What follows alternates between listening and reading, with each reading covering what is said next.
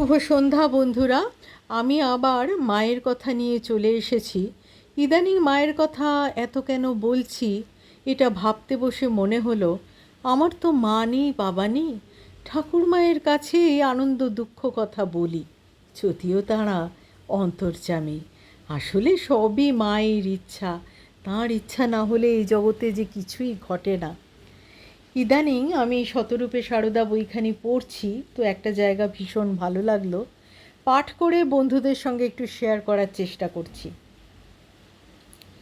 স্বামী শিবানন্দকে পূর্বোক্ত পত্রে স্বামীজি লিখেছিলেন, রামকৃষ্ণ পরমহংস ঈশ্বর ছিলেন কি মানুষ ছিলেন, যা হয় বলো দাদা, কিন্তু যার মায়ের ওপর ভক্তি নাই তাকে ধিক্কার দিও। নিরঞ্জন লাঠিবাজি করে, কিন্তু তার মায়ের ওপর বড় ভক্তি, তার লাঠি হজম হয়ে যায়।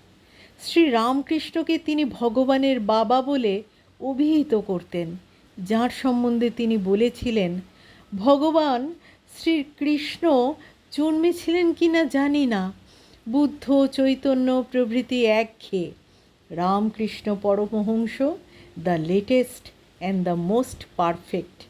জ্ঞান, প্রেম, বৈরাগ্য, লোকহিত চিকিৎসা, উদারতার জমাট, কারুর সঙ্গে কি তার তুলনা হয়?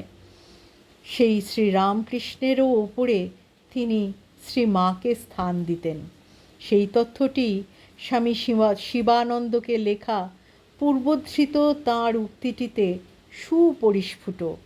শ্রীমায়ের সম্পর্কে তাঁর বিশেষ পক্ষপাতিত্বকে স্বামীজি গোপন করতে পারতেন না, বরং বলা যেতে পারে তা উচ্চ কণ্ঠে ঘোষণা করতে পারলেই যেন তিনি পরম উল্লসিত হতেন, গভীর তৃপ্তি পেতেন।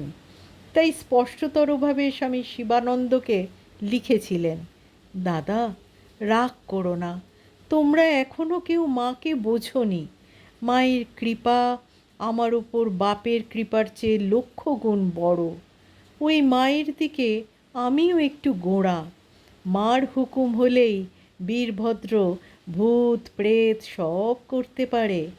দাদা, এই দারুণ শীতে গায়ে গায়ে লেকচার করে লড়াই করে টাকার জোগাড় করছি। মায়ের মঠ হবে। দাদা, মায়ের কথা মনে পড়লে সময় সময় বলি, কো রাম। দাদা, ওই যে বলছি, ওইখানটায় আমার গোঁড়ামি।